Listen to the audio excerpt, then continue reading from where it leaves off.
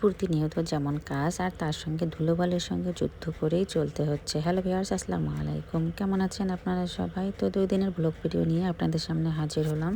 প্রতিদিন এখন একেবারে সময় পাচ্ছি না বড় ভিডিও দেওয়ার, কারণ অনেক ব্যস্ত আছে।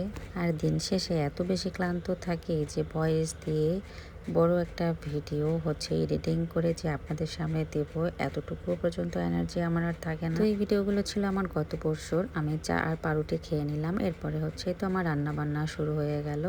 লাউ দিয়ে বড় মাছ রান্না করব, তার সঙ্গে সজনা আলু মাখা রান্না এবং আলু ভর্তা। আর লাউ থাকলে তো আমার আলু ভর্তা মাস্ট বি থাকবে। অনেকদিন পর কাঁচামরিচ দিয়ে আলু ভর্তা খেলাম, খুবই ভালো লাগলো। তো আমার রান্না বান্নাগুলো সকালে হয়ে গিয়েছে। এই তো খাওয়া দাওয়া শেষ করে সবাইকে বিদায় দেওয়ার এদিকে হাতে একটু সময় পেলাম, তাই সিমের বিচি আর মিষ্টি কুমড়ার বিচিগুলো লাগিয়ে দিলাম। এরপরে তো বাসায় চলে আসছে মিস্ত্রি।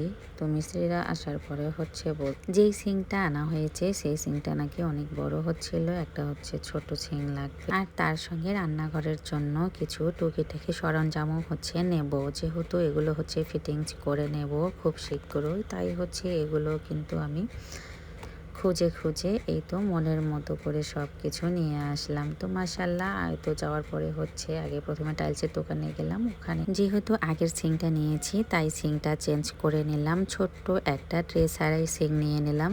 এরপর আমার রান্নাঘরের জন্য গ্যাস ফান আর এই তো টুকিটাকি জিনিসগুলো নিলাম। এই তো থালা বাসন রাখার জন্য এই ডিশ র্যাকটা নিলাম। আমি কিন্তু এরকমই একটা ডিশ র্যাক মনে চাচ্ছিলাম। এর আগেও কয়েকটা দোকানে দেখেছি, আমার একেবারেই পছন্দ হচ্ছিল না।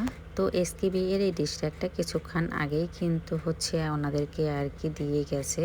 তো বাইরেই ছিল, ভাগ্যিস আমি যাওয়ার পরে আবার হাতের কাছে পেয়ে গেলাম। তো ওইটাই নিয়ে নিলাম। আর তার সঙ্গে দুইটা কর্নারও নিয়ে নিলাম মশলা আর পট রাখার জন্য। রংপুরে জাহাজ কোম্পানির মোড়ে এই দোকানটা থেকে সবকিছু নিলাম। একটু আমার জন্য ডিসকাউন্টও রেখেছে, তো আপনারা চাইলে ওখানে গিয়ে কেনাকাটা করতে পারেন। জিনিস অনুযায়ী দামও ছিল, কিন্তু আবার ডিসকাউন্ট অফারও ছিল। আর ওনার পান চুন আর জর্দা রাখার পটটা তো আমার অনেক পছন্দ হয়েছে। নেক্সট টাইমে প্রয়োজন হলে ওগুলো আমি একটা সেট নেব। তো বাসায় চলে আসলাম। এই তো মোটামুটি দেখেন অনেক দূর কাজ এগিয়ে গিয়েছে আমার রান্নাঘরের। কেমন লাগছে দেখতে গাইস? আসার সময় কিছু সিঙ্গারা নিয়ে আসলাম শাশুড়ি আম্মার জন্য। আমাদের বাথরুমটা সবসময় ভেজা থাকে, এই জন্য একটু পিছলা ভাব, তাই এই বাথরুমের জন্য এই পাপোশটা নিলাম।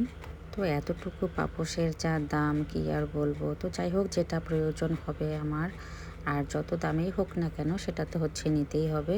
তো বাসায় এসে দেখি মোটামুটি মিস্ত্রিরা অনেকটাই কাজ এগিয়ে নিয়ে আসছে। এই তো এবার নিয়ে এসে গ্যাস ফ্যানটা আগে দিলাম চেক করার জন্য যে হবে কিনা। কিছুক্ষণ পরে আবার চুলা সার্ভিসিং এর জন্য মিস্ত্রি চলে আসলো। পুরা চুলাটাই সার্ভিসিং করে নিলাম, যদিও একটু প্রাইসটা বেশি পড়েছে। তো সেফটির জন্য আবার পাইপটাও লাগিয়ে নিলাম। এরপর ওখানে দাঁড়িয়ে আলো দেখাচ্ছিলাম আর মশার কামড় খাচ্ছিলাম আর ওনার জীবন কাহিনী শুনছিলাম। সাংসারিক এই কাজকর্মগুলো নিয়ে ভিডিও আপনাদের কাছে কেমন লাগলো অবশ্যই কমেন্টসে জানাবেন। ভালো লেগে থাকলে ফলো দেবেন।